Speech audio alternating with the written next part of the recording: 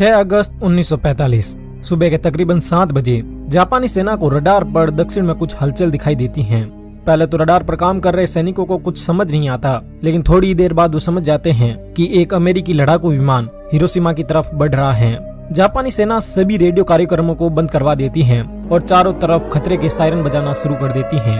अगर यहाँ पर जापानी सेना चाहती तो अपने कुछ विमान भेजकर उस अमेरिकी विमान को रोक भी सकती थी, लेकिन 1945 तक आते आते विश्व युद्ध के कारण जापान की आर्थिक स्थिति इतनी खराब हो चुकी थी कि अब उसके पास विमानों को चलाने के लिए पेट्रोल भी नहीं था।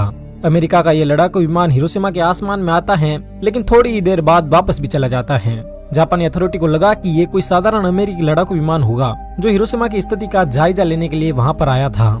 इस विमान के जाने के बाद जापानियों को लगा कि अब खतरा टल चुका है, इसलिए खतरे के सायरन बंद कर दिए जाते हैं। इस समय जापान अपने सबसे बुरे दौर से गुजर रहा था। इस वक्त द्वितीय विश्व युद्ध चल रहा था और जापान इटली और जर्मनी के साथ मिलकर मित्र राष्ट्रों के खिलाफ लड़ रहा था। जापान के दोनों साथी हार चुके थे, लेकिन जापान अब भी हार मानने को तैयार नहीं था। हालांकि इस वक्त तक आते आते जापान की हालत भी काफी खराब हो चुकी थी। जापान में खाने पीने की कमी हो चुकी थी, लोग भूख से मर रहे थे, दुकानों में राशन खत्म हो चुका था, पेट्रोल के भाव आसमान छू रहे थे।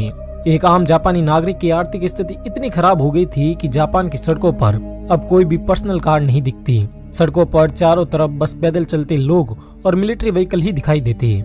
6 अगस्त 1945 की उस सुबह जब अमेरिका का वो लड़ाकू विमान हिरोशिमा के आसमान से वापस चला गया, तो जापानी सेना को लगा कि वो विमान युद्ध की स्थिति का जायजा लेने आया होगा। जापानी अधिकारियों का ये अनुमान सही भी था, लेकिन उन्हें नहीं पता था कि विमान युद्ध की स्थिति का नहीं बल्कि मौसम का जायजा लेने आया था। विमान जब वापस लौट जाता है तो जापानी अधिकारी चैन की सांस लेते हैं, लेकिन थोड़ी ही देर बाद सुबह के तकरीबन 8 बजे दक्षिण से एक और विमान आता है। जापानी सेना इस विमान को भी रोक सकती थी, लेकिन उन्हें लगा कि ये विमान भी पहले की तरह बस स्थिति का जायजा लेने आया होगा। पर उन्हें क्या पता था कि ये विमान उनकी मौत का फरमान लेकर आया था। जापान की तरफ बढ़ रहा ये विमान एनोला गे नाम का एक बम वर्षक विमान था। इस विमान को मेजर थॉमस फेरे भी उड़ा रहे थे। सुबह के ठीक 8:15 पर इस विमान से लिटिल बॉय नाम का एक 4 टन वजनी न्यूक्लियर बम नाक के बल धरती पर गिरना शुरू होता है। इस बम का लक्ष्य हिरोशिमा का अओई ब्रिज था, लेकिन हवाएं इतनी तेज चल रही थी कि ये बम अपने लक्ष्य से 250 मीटर दूर सीमा सर्जिकल हॉस्पिटल पर जाकर गिरता है। इस बम को धरती पर पहुंचने में 43 सेकंड का समय लगता है। इस बम की शक्ति 15,000 TNT के बराबर थी और जब ये फटा तब तापमान 4000 डिग्री सेंटीग्रेड तक पहुंच गया। आसमान में उड़ रहे एक दूसरे अमेरिकी लड़ाकू विमान के पायलट चार्ल्स स्विनी बताते हैं कि उस बम के फटते ही इतनी तेज रोशनी हुई कि मानो सूरज धरती पर आ गया हो। ये विस्फोट इतना भयानक था कि कुछ ही पल में कंक्रीट से बनी इमारतों को छोड़कर धरती पर मौजूद हर चीज धुआं बन गई। जिस जगह विस्फोट हुआ उसके 15 किलोमीटर के दायरे में आने वाली हर इमारत के शीशे चकनाचूर हो गए। सिर्फ कुछ ही पलों में हिरोशिमा शहर की अधिकतर इमारतें धराशायी हो गई। उस वक्त देखने में ऐसा लग रहा था मानो हिरोशिमा में आग का तूफान आ गया हो। सिर्फ कुछ सेकंड पहले जिस हिरोशिमा की आबादी 2.5 लाख थी, अब वो सिर्फ 1,60,000 ही बची। 80,000 लोग एक ही पल में राख बनकर रह गए। अमेरिकी लड़ाकू विमान एनोला गे के पायलट पॉल टिबेट्स बताते हैं कि ये धमाका इतना खतरनाक था कि विस्फोट होते ही विमान के आगे के केबिन में एक तेज रोशनी फैल गई। ये धमाका इतना तेज था कि इतनी ऊंचाई पर उड़ रहे विमान में बैठे पायलट्स के दांतों में भी कंपकपी होने लगी। इसी विमान के पिछले हिस्से में बैठे बॉब कैरन ने अपने कोडक कैमरे से उस भयावह मंजर की कई तस्वीरें ली, जिनमें देखा जा सकता है कि विस्फोट के कारण आसमान में बैंगनी बादल बन गए थे और इन बादलों के बीच से मशरूम की तरह दिखने वाला एक बहुत बड़ा सफेद धुएं का गुब्बार ऊपर की तरफ उठ रहा था। इस धुएं के गुब्बार को द डेथ मशरूम के नाम से जाना जाता है। इस मशरूम के नीचे वो 80,000 लोग थे जो कुछ समय पहले जिंदा थे। 14 साल के फुजियो तारिकोशी 6 अगस्त की उस समय धमाके वाली जगह से कुछ ही दूरी पर मौजूद थे। विस्फोट वाली जगह के इतना नजदीक होने के बावजूद भी फुजियो उन चंद खुशकिस्मत लोगों में से एक थे जो जिंदा बच गए। वो बताते हैं कि उस सुबह मैं अपनी माँ के साथ नाश्ता कर ही रहा था कि तभी हमें आसमान में जोर की गड़गड़ाहट सुनाई देती है। हम लोग दौड़कर बाहर आते हैं। पहले तो हमें लगा कि वो किसी प्लेन की गड़गड़ाहट होगी, लेकिन जब हमने आसमान की तरफ देखा तो वहाँ पर कोई प्लेन नहीं था। हमने देखा कि उत्तर पूर्व की तरफ से एक छोटी सी बॉल जमीन की तरफ आ रही है। ये बॉल जैसे जैसे नजदीक आ रही थी और ज्यादा स्पष्ट हो रही थी। कुछ ही देर में हमें पता चल गया कि ये एक बम था, लेकिन ये सब इतना जल्दी हुआ कि हमें भागने का मौका ही नहीं मिला। फुजियो आगे बताते हैं कि जैसे ही वो बम जमीन पर गिरा, एक तेज रोशनी के साथ इतना भयानक धमाका हुआ कि पहले तो मैं अंधा हो गया और अचानक से मेरे पैरों के नीचे की जमीन इतनी जोर से हिली कि मानो धरती फट गई हो। मैं कुछ समझ पाता इससे पहले ही एक गर्म हवा के झोंके ने मुझे दूर ले जाकर पटक दिया। इसके बाद मुझे कुछ याद नहीं रहा और मेरी आंखें बंद हो गई। लेकिन जब मेरी आंखें दोबारा खुली तब मैंने महसूस किया कि मैं जमीन पर पड़ा था। मैंने जैसे ही थोड़ी सी हिम्मत जुटाकर उठने की कोशिश की तब मुझे महसूस हुआ कि मेरी एक तरफ का हाथ तो मांस का एक टुकड़ा बनकर रह गया था। मैंने जैसे तैसे अपने टूटे हुए हाथ को संभाला। मेरे आसपास मौजूद हर चीज राख हो चुकी थी और मुझे तुरंत अपनी माँ का ख्याल आया। लेकिन मेरी माँ की किस्मत शायद मुझसे ज्यादा अच्छी थी। उन्हें मेरी तरह अपने गले हुए हाथ को नहीं उठाना पड़ा। मेरी माँ मुझे छोड़कर जा चुकी थी। ये बातें बताते हुए फूजियो की आंखों में आंसू आ गए।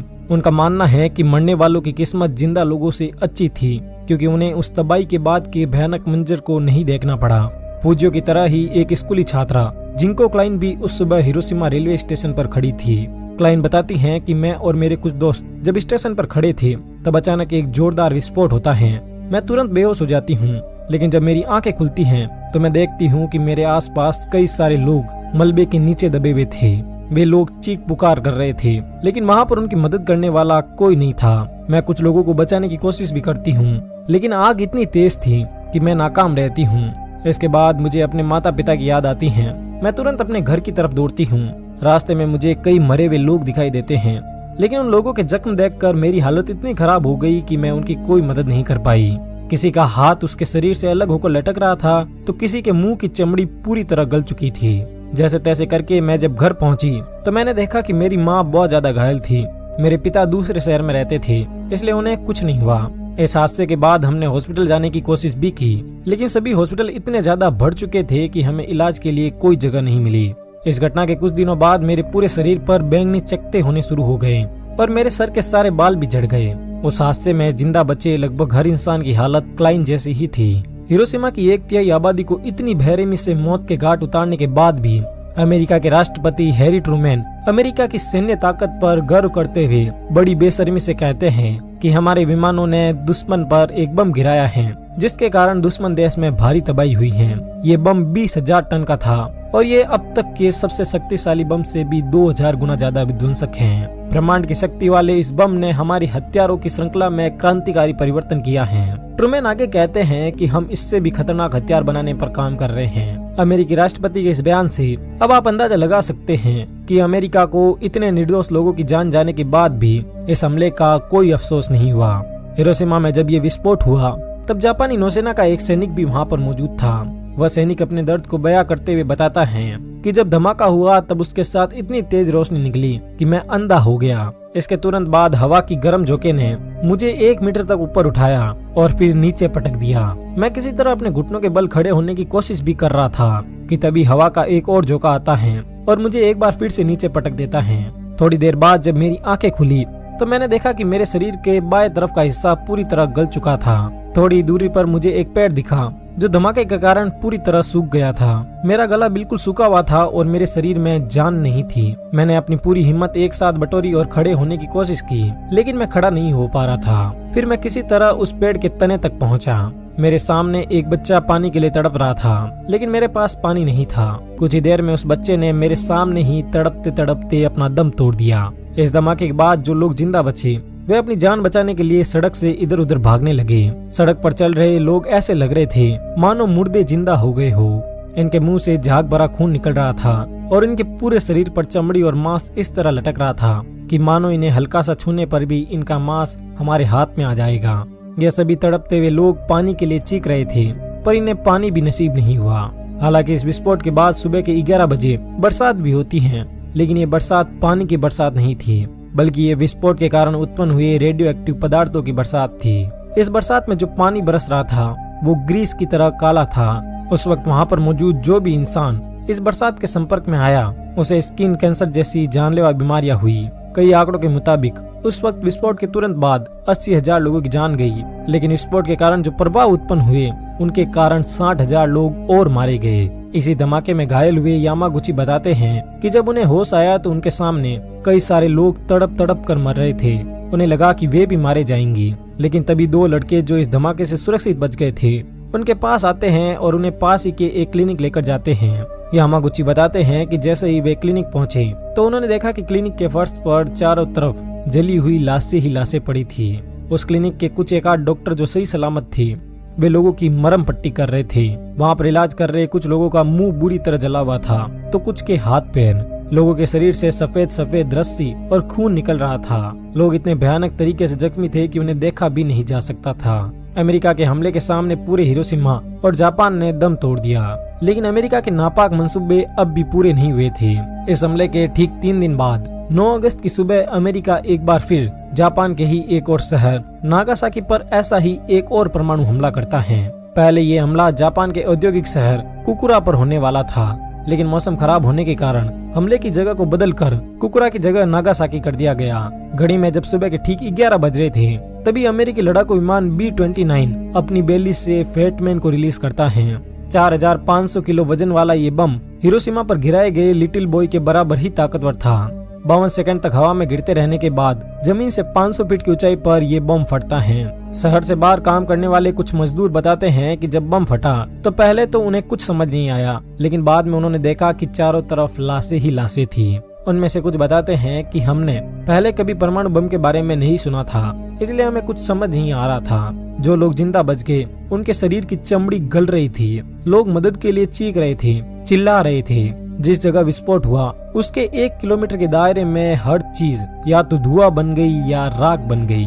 लगभग 74,000 लोग इस हमले में मारे गए और इतनी ही संख्या में लोग घायल भी हुए। हमले के बाद जिंदा बच्ची मिची हथोरी बताती हैं कि उस समय मैं 15 साल की थी।